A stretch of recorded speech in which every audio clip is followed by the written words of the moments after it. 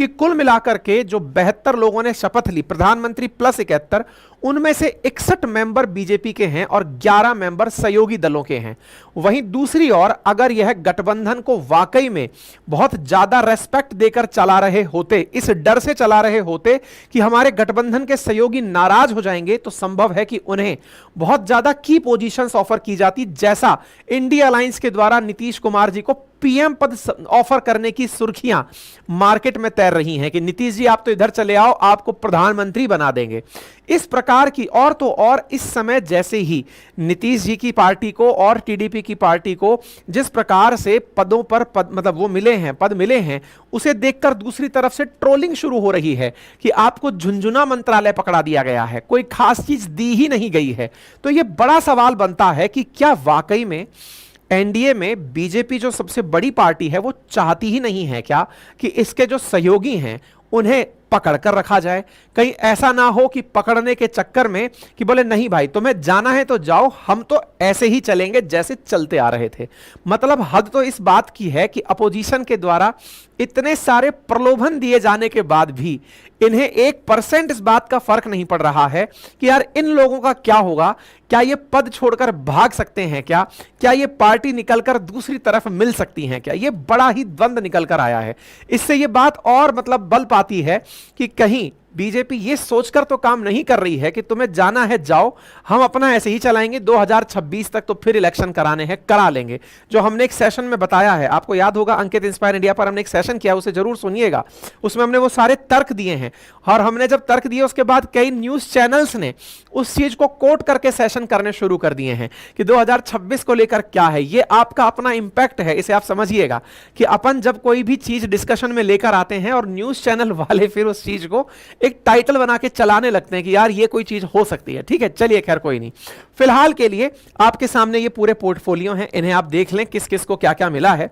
अब इनमें से जो सहयोगी दल हैं एनडीए के अंदर, बीजेपी के जो मेजर अलाइज हैं, उन्हें जो दल उन्हें जो सीट मिली है, पद मिले हैं, उनमें एचडी कुमारस्वामी कर्नाटक से जो है उन्हें भारी उद्योग और इस्पात मंत्रालय दिया गया है।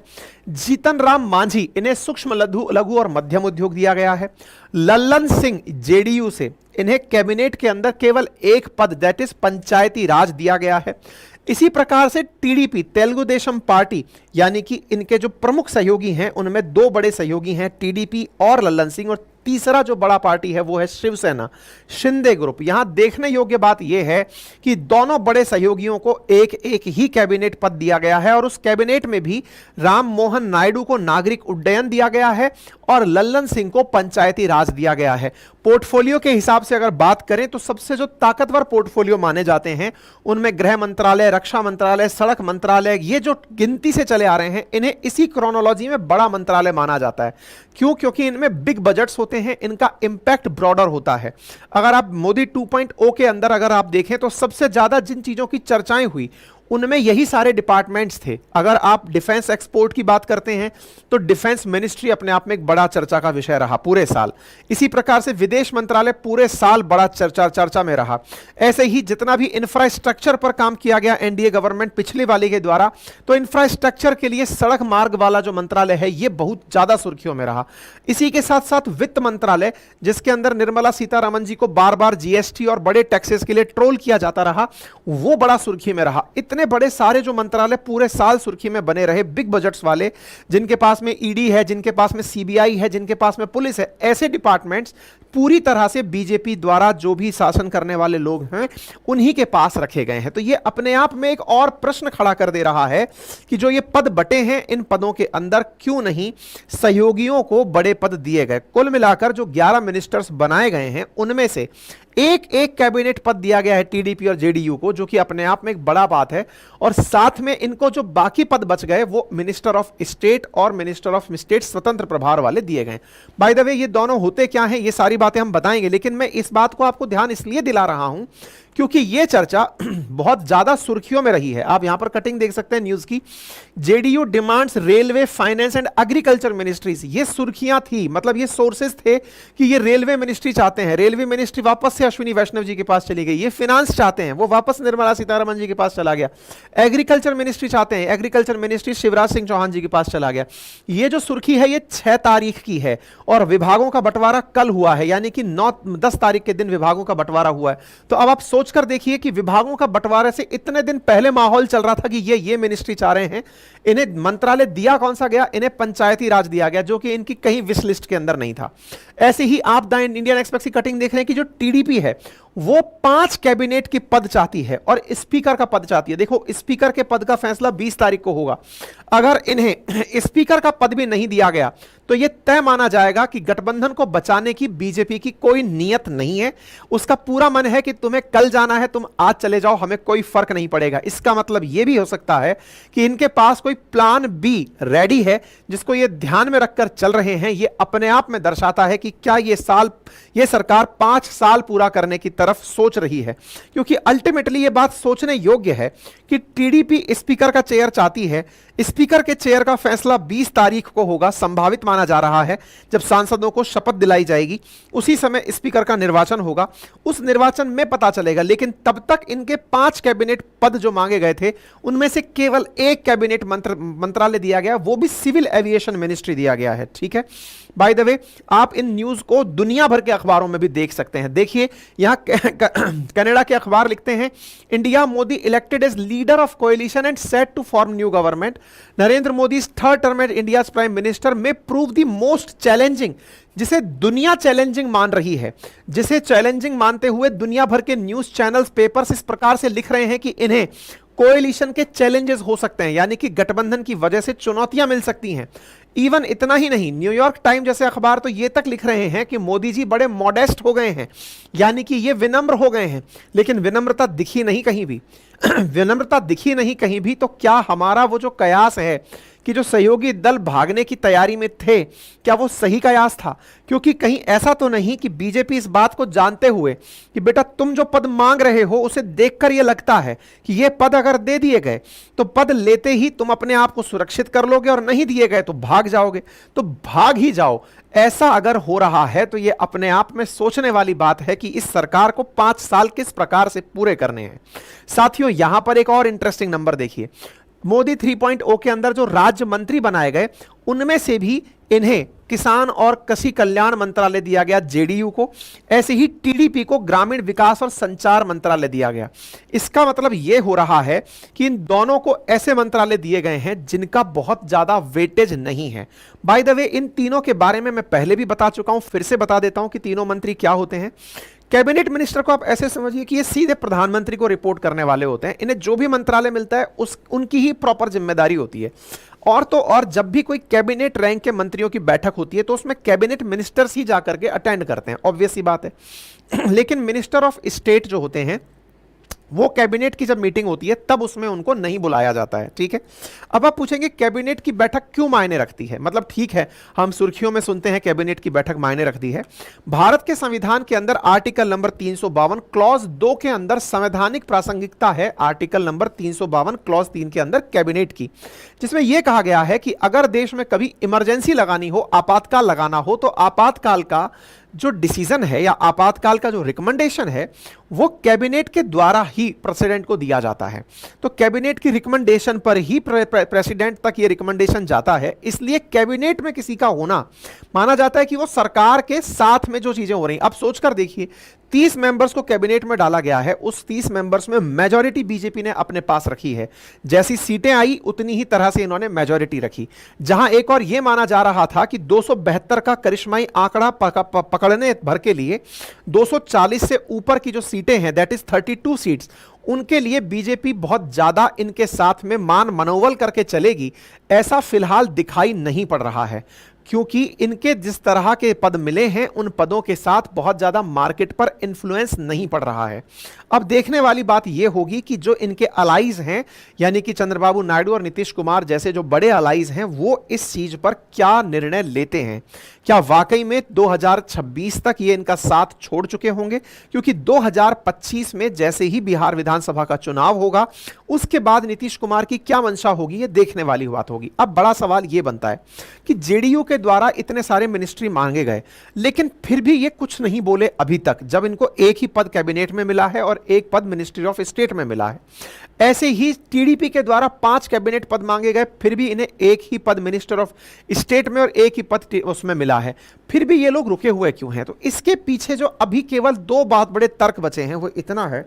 पहला कि हो सकता है टीडीपी को अभी भी लोकसभा के स्पीकर के पद का इंतजार हो कि भाई हमें किसी तरह से बस स्पीकर मिल जाए ताकि हम अपनी सरकार बचाकर चलते रहें, या फिर हो सकता है कि इन्हें अभी भी अपने स्टेट के लिए वित्त मंत्री से स्पेशल बजट की उम्मीद हो। आपको याद होगा मैंने आपसे कहा था कि ये स्पेशल स्टेटस चाहते हैं टीडीपी के नेता यानी चंद्रबाबू नायडू आंध्र प्रदेश के लिए, और बिहार के लिए नीतीश कुमार, दोनों ही अपने राज्य के लिए स्पेशल स्टेटस चाहते हैं। अगर स्पेशल स्टेटस देने में केंद्र कामयाब होता है तो संभव है कि ये लोकसभा में जो पद, या फिर ये कहिए केंद्र में जो इनको पद मिल रहे थे, उन्हें कॉम्प्रोमाइज भी कर जाएं। और ऐसा इसलिए भी कहा जा रहा है क्योंकि ये दोनों क्षेत्रीय पार्टियां हैं। इन्हें केंद्र में रहकर इतना नाम नहीं कमाना जितना इन्हें राज्य में रहकर नाम कमाना है, क्योंकि इनकी राज्य से ही प्रासंगिकता है। अगर टीडीपी केंद्र में आकर कोई बहुत बड़ा काम कर भी देती है और अपने क्षेत्र में अपनी कोई बहुत बड़ी पहचान नहीं बना पाती, तो भविष्य में उसका अस्तित्व संकट में आ सकता है। ठीक उसी प्रकार से जैसे जेडीयू आज बिहार में आई हुई उसकी 12 सीटों के कारण उसे इतना पद मिल रहा है, तो वो ये नहीं चाहते कि वो अपने 12 पदों को लूज करें जिसके कारण उसे इतनी वैल्यू मिली है। इसकी वजह से ये बिहार पर ज्यादा फोकस करना चाहते हैं, इसके कारण ये आंध्र पर ज्यादा फोकस करना चाहते हैं। हो सकता है कि केंद्र की तरफ से या फिर बीजेपी की तरफ से उन्हें यही कहा गया हो कि आप अपने स्टेट को और मजबूत करिए, आप अपनी स्टेट में और होल्डिंग करिए ताकि आपका एरिया वहां ज्यादा बढ़े और आप ज्यादा स्ट्रेंथ के साथ नेगोशिएटिंग पावर में निकलकर आए।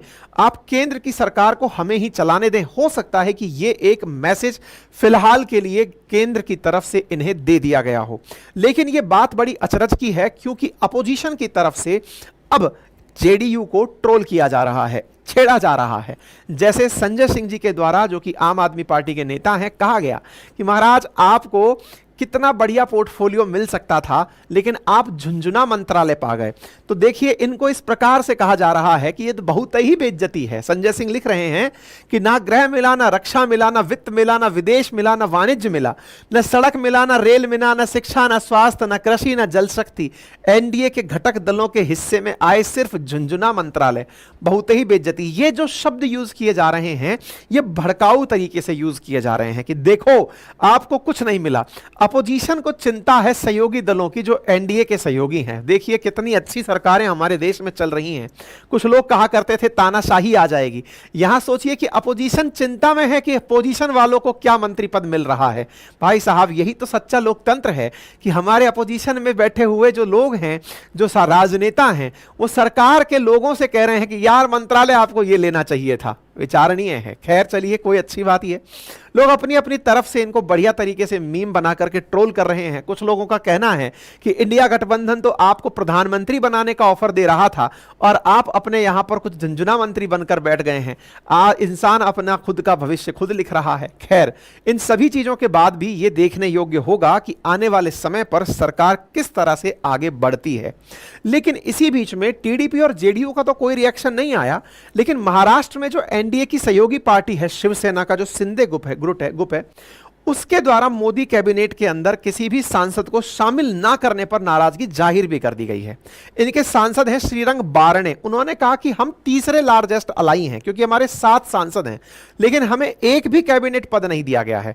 वो इसके लिए इसका बड़ा कारण यह भी हो सकता है कि जो शिंदे ग्रुप है वो महाराष्ट्र के अंदर सीएम का पद लेकर चल रहा है, लेकिन इसके बावजूद इनके पार्टी सांसद जो हैं श्रीरंग बारणे ये उम्मीद कर रहे थे कि इन्हें कैबिनेट पद मिलेगा, लेकिन इन्हें कोई कैबिनेट पद नहीं दिया गया है। इन्होंने कहा है कि हम कैबिनेट में जगह की उम्मीद रख रहे थे।